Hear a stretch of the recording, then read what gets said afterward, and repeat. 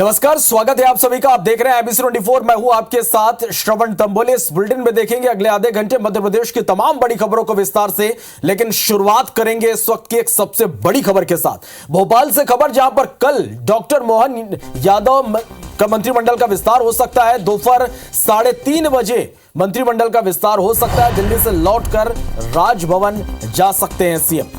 तो ये इस वक्त की बड़ी खबर। आप मंत्रिमंडल का विस्तार हो सकता है। दोपहर 3:30 बजे शपथ मंत्री ले सकते हैं। दिल्ली से लौटकर राजभवन जा सकते हैं सीएम डॉक्टर मोहन यादव। तो लगातार दिल्ली के दौरे पर हैं। बड़े नेताओं से मुलाकात का दौर लगातार जारी है और ये खबर कि कल 3:30 बजे मंत्रिमंडल का विस्तार हो सकता है और दिल्ली से लौटकर सीएम सीधे राजभवन जा सकते हैं। तो लगातार सबकी निगाहें इस पर टिकी है। मध्य प्रदेश में मंत्रिमंडल विस्तार को लेकर 13 तारीख को सीएम पद की शपथ के बाद यहां पर लगातार मंत्रिमंडल पर सबकी निगाहें टिकी हुई है। चेहरों को लेकर लगातार कयासों का दौर भी जारी है कि कौन कौन से चेहरे मंत्रिमंडल में शामिल हो सकते हैं। इसको भी लेकर लगातार कयास लगाए जा रहे हैं। बड़ी खबर है, कल दोपहर 3:30 बजे मंत्रिमंडल का विस्तार हो सकता है। दिल्ली में लगातार सीनियर नेताओं से मुलाकात कर रहे हैं सीएम और कल वापस लौटकर, दिल्ली से लौटकर राजभवन सीएम जा सकते हैं।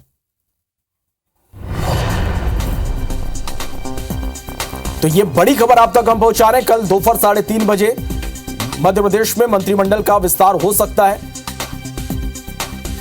दिल्ली से लौटकर सीधे राजभवन सीएम जा सकते हैं और कल जो मंत्री हैं मध्य प्रदेश के वो शपथ ले सकते हैं। और इस खबर पर ज्यादा जानकारी के साथ हमारे सहयोगी दुष्यंत हमारे साथ इस वक्त भोपाल से लाइव जुड़ रहे हैं।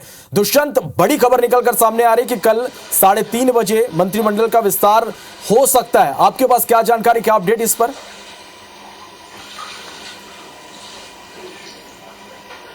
हाँ बिल्कुल, देखिए जिसको लेकर सबको इंतजार था, जिस खबर को लेकर सबको इंतजार था कि मंत्रिमंडल विस्तार आखिर कब होगा, उसका पटाक्षेप जो है बहुत ही जल्द होने वाला है। हालांकि जिस तरीके से अंदर खानों से जो खबर निकलकर सामने आई है उससे ये जरूर कहा जा सकता है कि कल डॉक्टर मोहन यादव मध्य प्रदेश के मुख्यमंत्री के तौर पर अपना मंत्रिमंडल जो है वो बना सकते हैं, उसको विस्तारित कर सकते हैं। लगभग 26 से 28 मंत्री जो है वो कैबिनेट मंत्री के तौर पर शपथ ले सकते हैं। और जिस तरीके से तैयारियों की अगर बात करें तो तैयारियां जो है वो जैसे ही राजभवन को सूचना इसकी मिलती है वैसे ही से इसकी जो है तैयारियां शुरू हो जाएंगी। लेकिन जिस तरीके से देखा जाए कि 3 दिसंबर को जब मध्य प्रदेश के चुनाव का परिणाम निकलकर सामने आया, उसके बाद जो लगातार कयास ये लगाए जा रहे थे कि बहुत जल्द ही कैबिनेट विस्तार किया जाएगा, कैबिनेट के मंत्रियों को शपथ दिलाई जाएगी। लेकिन लगभग 20 से 22 दिन का समय जो है वो यहाँ पर बीजेपी को लग गया। लगातार रायशुमारी की जा रही है, लगातार कौन से ऐसे नाम होंगे जिन नामों को मंत्रिमंडल में शामिल किया जाएगा। इन तमाम सारी बातों को लेकर मुख्यमंत्री मोहन यादव लगातार दिल्ली के दौरे पर बने रहे। पिछले 2 दिन दौरे पर रहे, उसके बाद मध्य प्रदेश पहुंचते हैं, 2 दिन वो मध्य प्रदेश रुकते हैं और फिर एक बार फिर से दिल्ली कूच कर जाते हैं। और लगातार तमाम सारे वरिष्ठ नेताओं से, चाहे हम प्रधानमंत्री नरेंद्र मोदी की बात करें, गृह मंत्री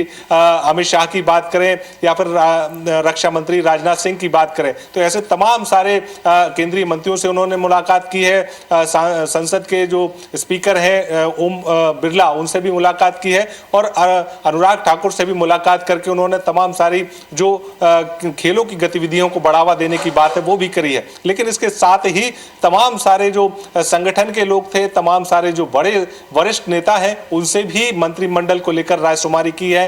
पूरी सूची जो है उस पर भी चर्चा की है। हालांकि बहुत सारे नाम जो है वो ऐसे नाम हो सकते हैं जो पहली बार मंत्रिमंडल में शामिल किए जाएंगे। लेकिन यह भी जरूर कहा जा रहा है कि मंत्रिमंडल को पूरे तौर पर समावेश ऐसे लोगों से भी रहेगा जो पुराने लोग भी हैं, समझदार लोग भी हैं, कई सालों का उनको एक्सपीरियंस भी है, और नए जो लोग हैं उनको भी इस मंत्रिमंडल में शामिल किया जा सकता है। तो ये जरूर देखा जा सकता है कि जब मुख्यमंत्री ही युवा हैं तो ऐसे में युवाओं की संख्या इस मंत्रिमंडल में ज्यादा हो सकती है। लेकिन अगर पूरे शपथ ग्रहण की बात करें तो सोमवार को दोपहर 3:30 बजे का समय जो है वो निकलकर सामने आया है। और जिस तरीके जैसे पार्टी के अंदर खानों की बात करें या फिर हम बात करें केंद्रीय नेतृत्व की, तो चले तो कल 3:30 बजे का इंतजार करना होगा और लगातार सबकी निगाहें इस पर टिकी हुई है। अपडेट लगातार हम दर्शकों तक पहुंचाते रहेंगे। फिलहाल के लिए बहुत शुक्रिया आपका इस पूरी जानकारी के लिए।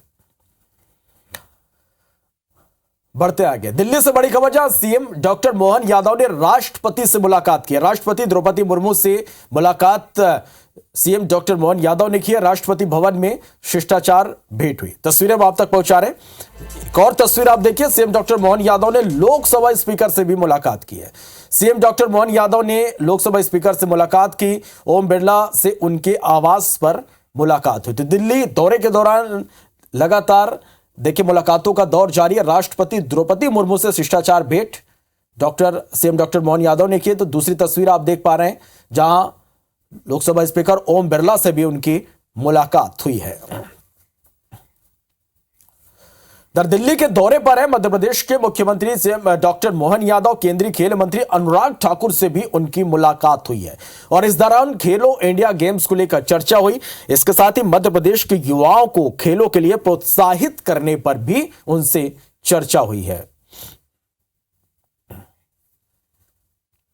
यशस्वी प्रधानमंत्री के नेतृत्व में माननीय नरेंद्र मोदी जी का युवाओं के लिए खेल के लिए लगातार प्रोत्साहन देने का उनका आग्रह रहता है और मुझे इस बात की प्रसन्नता कि मध्य प्रदेश सरकार भी माननीय मोदी जी के नेतृत्व में इसी दिशा में आगे बढ़ रही है। इसी में मैं खेल मंत्री माननीय अनुराग ठाकुर जी से मिला हूं और 12 जनवरी युवा दिवस है, उस अवसर पर खेल को लेकर के युवाओं को लेकर के खेलो इंडिया माई इंडिया ऐसे कई कार्यक्रमों पर चर्चा भी हुई और जोड़ करके उनको मध्य प्रदेश के युवा इस दिशा में आगे बढ़े, इसी में मैं मान के चलता हूं। और खास करके आने वाले 5 साल तक खेल के अलग अलग विधाओं के लिए क्या क्या हम कैसे कैसे आगे बढ़ सकते हैं, स्टेडियम से लेकर कई खेल की सुविधाओं को लेकर के उन सारे मामलों में आगे बढ़ेंगे। मैं वैसे सौजन्य मुलाकात के लिए आज आया था। माननीय खेल मंत्री ने इस मामले में आश्वस्त किया है कि मध्य प्रदेश सरकार के साथ भारत सरकार माननीय मोदी जी के नेतृत्व में लगातार समर्थन देगी। और मध्य प्रदेश कांग्रेस अध्यक्ष की कमान संभालते जीतू पटवारी ने संगठन को कसने की कवायद शुरू कर दी, जिसके लिए बैठकों का दौर जारी है। पहले दिन जीतू पटवारी ने महिला कांग्रेस और यूथ कांग्रेस की बैठक ली। पहली बैठक महिला कांग्रेस की हुई, जिसमें जीतू पटवारी ने लोकसभा चुनाव की तैयारी में जुट जाने के निर्देश दिए। महिला कांग्रेस कार्यकर्ताओं को बूथ पर काम करने की नसीहत भी पीसीसी चीफ ने दी। साथ ही यह भी कहा कि बीते चुनाव में बढ़ चढ़कर भाग लेने वाली आधी आबादी को वक्त रहते साध लिया जाए। दोपहर बाद यूथ कांग्रेस की बैठक भी हुई, जिसमें पीसीसी अध्यक्ष ने एक बूथ पर 10 बूथ के फॉर्मूले की रिपोर्ट ली। साथ ही नए सिरे से यूथ कांग्रेस को मजबूत करने का लक्ष्य दिया। पीसीसी चीफ ने यूथ कांग्रेस पदाधिकारियों को निर्देश दिए कि युवाओं की आवाज को सड़क पर ताकत के साथ उठाएं।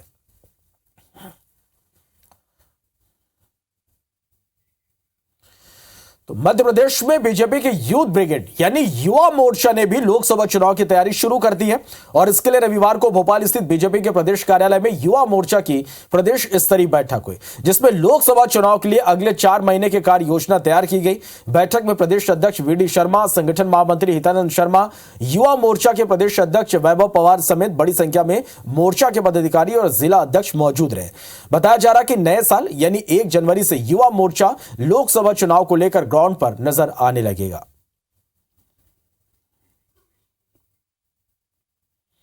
इस प्रकार यह बैठक आज पूरे दिन भर चलने वाली है और इसमें हम लोग आगामी समय का रोड मैप तैयार करेंगे। आगामी 3 महीनों में भारतीय जनता युवा मोर्चा किस प्रकार के काम करेगा, किस प्रकार के कार्यक्रम करेगा और हमारी गतिविधियों को नीचे ले जाने का काम करेगा, इस उद्देश्य को लेकर आज की ये बैठक बुलाई गई। इंदौर में ईसाई समाज ने सरकार के नियम पर एतराज जताया। दरअसल हाल ही में जिला शिक्षा अधिकारी ने निर्देश दिए कि अब से कभी भी छात्रों को सांता क्लॉज बनाने से पहले उनके माता पिता या गार्डियन से लिखित में अनुमति लेना होगा। बिना अनुमति के किसी भी सरकारी या निजी स्कूल में छात्र छात्राओं को सांता क्लॉज बनाने पर कार्रवाई की जाएगी। इस पर इंदौर रेड चर्च के फादर थॉमस मैथ्यू ने नाराजगी जताते हुए कहा कि हम सब स्वतंत्र हैं, जिसे जो मन करे कर सकते हैं। ऐसे में बच्चों को सांता बनाने पर भी अनुमति लेनी अनिवार्य नहीं होना चाहिए। नियमों का हम सभी सम्मान करते हैं, लेकिन त्योहार सभी के होते हैं। अभी शासन प्रशासन को अपनी नीतियां है तो उनकी तरफ से वो उन्होंने कुछ सोच समझ के कुछ निर्णय लिया होगा। वैसे तो आजादी तो सबको होना चाहिए। एक्चुअली सांता क्लॉज को ज्यादा क्रिश्चियन लोगों से ज्यादा अन्य लोग मानते हैं। अगर आपने देखा हो तो अभी शॉपिंग मॉल्स में वगैरह बहुत सारे सांता दिखेंगे आपको, वो कोई क्रिश्चियन ने लाके नहीं लगाया हो। एमपी में कांग्रेस आलाकमान ने 16 महीने में तीसरी बार प्रदेश प्रभारी की नियुक्ति की है। जेपी अग्रवाल, रणदीप सुरजेवाला के बाद अब जितेंद्र सिंह को कांग्रेस ने प्रदेश प्रभारी बनाया। कांग्रेस को यकीन है कि युवाओं के हाथों में कमान देने से पार्टी लोकसभा चुनाव में बेहतर प्रदर्शन करेगी। कांग्रेस विधायक निर्मला सप्रे ने कहा कि लोकसभा चुनाव के लिए तैयारी शुरू हो चुकी है। पीसीसी चीफ जीतू पटवारी के साथ प्रदेश प्रभारी जितेंद्र सिंह बेहतर तालमेल के साथ काम करेंगे और ज्यादा से ज्यादा लोकसभा सीट जीतकर कांग्रेस के केंद्र में सरकार बनाएंगे। वहीं एमपी कांग्रेस के संगठन प्रभारी राजू सिंह ने दावा करते हुए कहा कि जितेंद्र सिंह को एमपी स्क्रीनिंग कमेटी के अध्यक्ष होने के नाते अच्छा अनुभव है, लिहाजा जितेंद्र सिंह कांग्रेस के लिए उपयोगी साबित होंगे। देखिए, भंवर जितेंद्र सिंह इससे पहले भी रहेंगे क्योंकि वो सह प्रभारी के रूप में रहे हैं। चूँकि वरिष्ठ नेतृत्व रहता है, जो भी आदेश देता है, हम या वो हों एक छोटे से कांग्रेस के कार्यकर्ता हैं। जैसी जैसी जिम्मेदारी हम लोग को दी जाएगी और वैसे वैसे हम लोग काम करेंगे। निश्चित रूप से कुछ नया करने का होगा और जिम्मेदारियाँ चूँकि सभी को निर्धारित होती हैं, तो सब अच्छा काम होगा मुझे लगता है। भंवर जितेंद्र सिंह जी को बनाया गया है, वो उनमें भी ऊर्जा है, अभी नया नया अनुभव है उनको। मध्य प्रदेश का स्क्रीनिंग कमेटी के चेयरमैन थे, उनके नेतृत्व में पूरी टीम हम लोगों की काम करेगी और मैं समझता हूँ लोकसभा चुनाव में अच्छे परिणाम देखने को मिलेंगे। रतलाम जिले में सोशल मीडिया पर वायरल हो रहे एक मैसेज ने सियासी गलियारों में खलबली मचा दी। सलाना से भाजपा उम्मीदवार रही संगीता के नाम से यह मैसेज वायरल हो रहा है, जिसमें लिखा है कि रतलाम शहर से विधायक चेतन कश्यप ने सलाना से निर्दलीय प्रत्याशी कमलेश्वर डोडियार को करोड़ों रुपए की मदद की। हालांकि इस मैसेज को लेकर पूर्व विधायक संगीता भाजपा कार्यालय पहुंची और जिला अध्यक्ष राजेंद्र सिंह से चर्चा कर मैसेज को फर्जी बताया। उन्होंने कहा कहीं कोई शिकायत नहीं की है, इस तरह का मैसेज चलाकर जिसने भी हरकत की उसका खुलासा होना चाहिए। मैंने एसपी से वायरल मैसेज के स्क्रीनशॉट के साथ शिकायत की है। मैंने प्रदेश में या केंद्र में या संगठन में इस तरह की कोई भी शिकायत नहीं करी है कि चेतन कश्यप जी द्वारा, रतलाम शहर के विधायक जी द्वारा कमलेश्वर डोडियार को कोई मदद की गई है। देखिए, जब भी मुझे ऐसा पता चलता है कि ये व्यक्ति कौन है, अगर ऐसी गलत भ्रम फैलाता है तो उसके खिलाफ मैं कार्रवाई के लिए एसपी को जरूर आवेदन दूंगी।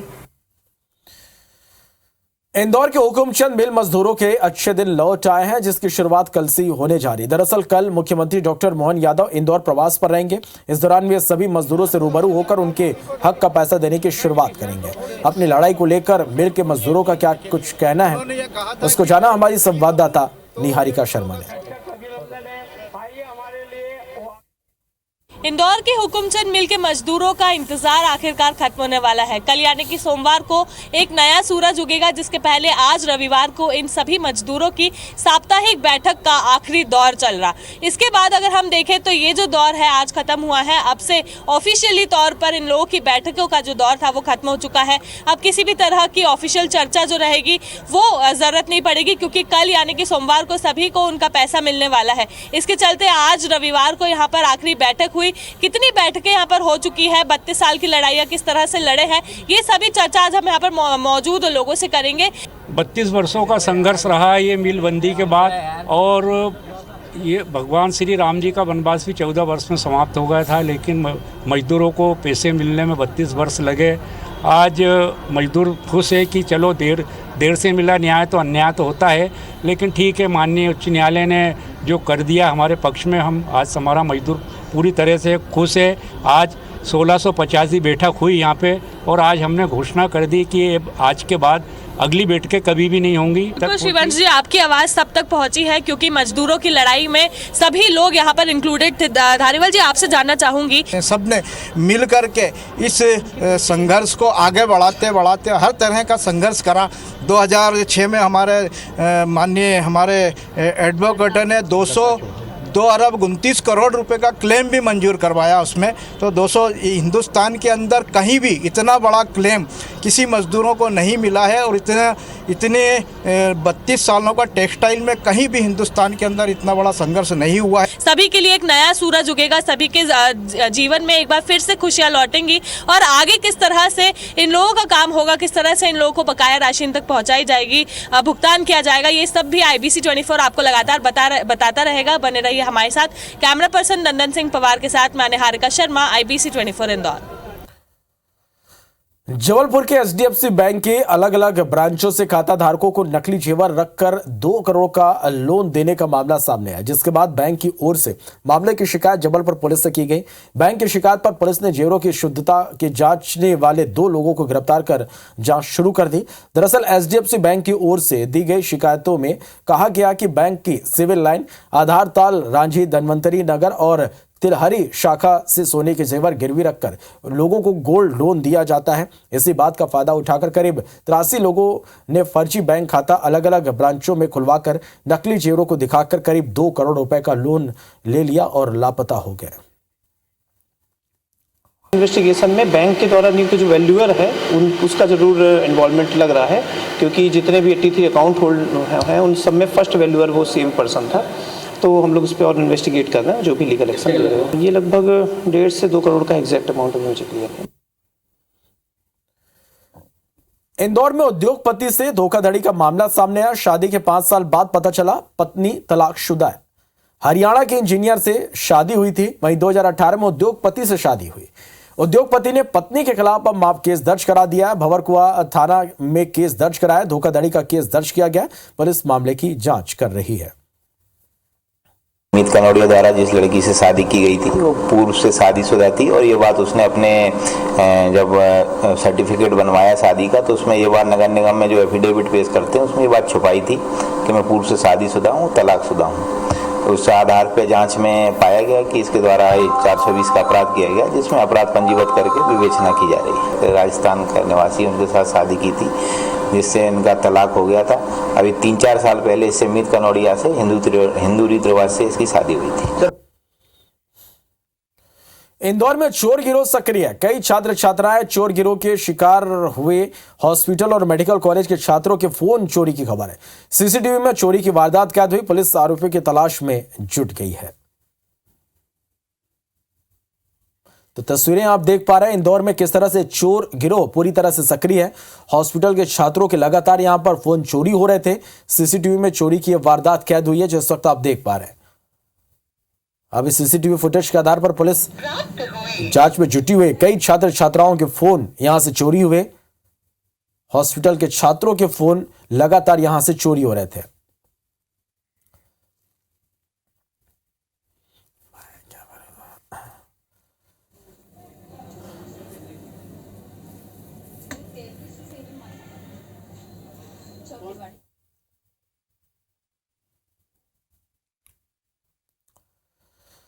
खबर शहडोल से, जहां बेकाबू ट्रैक्टर पलट गया। हादसे में युवक की मौत की खबर है। ट्रैक्टर के नीचे दबने से युवक की मौत हो गई। खेत से लौटने के दौरान हादसा हुआ। जैतपुर के कोलवा गांव की यह घटना है। तस्वीरें भी हम आप तक पहुंचा रहे हैं। बड़ी खबर है शहडोल से, जहां बेकाबू ट्रैक्टर पलट गया। हादसे में युवक की मौत हो गई। ट्रैक्टर के नीचे दबने से युवक की मौत हुई। खेत से लौटने के दौरान हादसा हुआ। जैतपुर के कोलवा गांव की यह घटना है।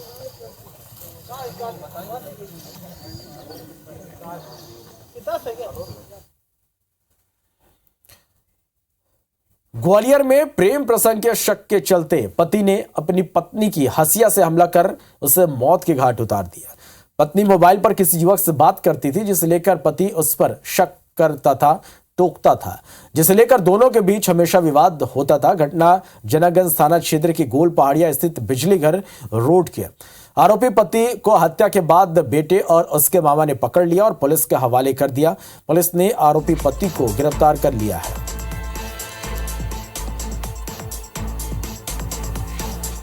किसी से बात करते हैं इसलिए पापा को सुनने और मार दिया। ये अभी एक 100 पे सूचना प्राप्त हुई थी कि गोलपाड़िया में बिजली घर रोड पर एक महिला की लाश पड़ी हुई है। सूचना पर यहाँ आए थे तो जो परिजनों द्वारा बताया गया है कि मृतिका खुशबू है, उसके पति पिंकी उर्फ धनीराम द्वारा हंसिया मार के उसकी हत्या कर दी गई है।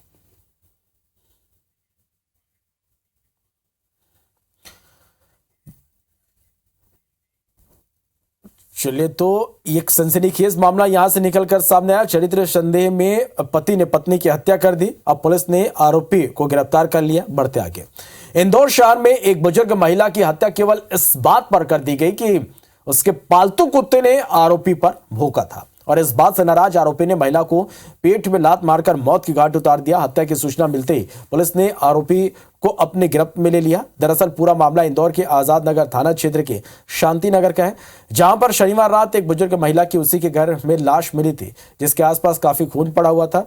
रहवासियों ने पुलिस को सूचना दी। घर वालों से पूछताछ में पता चला कि उसी इलाके में रहने वाले राकेश गोयल नाम के व्यक्ति ने महिला के पेट पर लात मारी थी। फिलहाल आरोपी को पुलिस ने अपनी गिरफ्त में लेकर आगे की जांच शुरू कर दी है। भोपाल में एक बार फिर कोरोना पैर पसारा। जिले में कोरोना के 2 नए मरीज मिले। 26 सैंपलों की जांच में 2 सैंपल पॉजिटिव पाए गए। मरीजों को होम आइसोलेशन में रखा गया है। तो कोरोना के मामले एक बार फिर से तेजी से बढ़ रहे हैं, ऐसे में सावधानी बेहद जरूरी है। 2 नए कोरोना के मरीज मिले। 26 सैंपलों की जांच हुई, 2 पॉजिटिव मिले। मरीजों को होम आइसोलेशन में रखा गया है।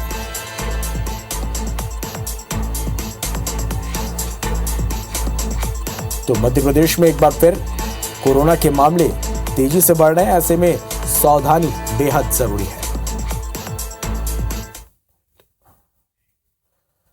इंदौर के वानिया डांस प्लेनेट और निक्स क्रिएशन द्वारा होटल जर्डन में क्रिसमस कार्निवाल का आयोजन किया गया।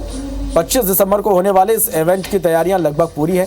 मीडिया पार्टनर IBC 24 के साथ तो होने वाले इस इवेंट में gold sponsor TFC, health partner pura sure और स्पॉन्सर MDH मसाला। इस बार के इवेंट में बच्चों के लिए कई सारी एक्टिविटी आकर्षण का केंद्र रहने वाली है। इवेंट में रोबिन्स द्वारा बच्चों के लिए मुफ्त रोबोटिक्स ट्रेनिंग सेशन रखा गया। वहीं TFC द्वारा नेल प्रिंटिंग और बलून हाउस एक्टिविटी का आयोजन किया जा रहा है, जो इंदौर के किसी भी कार्निवाल में पहली बार देखा जाएगा। इसी के साथ human claw magic show, grand tambola समेत अन्य कई एक्टिविटीज रखी गई है। बता दें कि रेट्रो इवेंट्स यानी वानिया डांस प्लेनेट और निक्स क्रिएशन द्वारा हर त्योहार पर इस तरह के आकर्षक इवेंट्स ऑर्गेनाइज किए जाते हैं।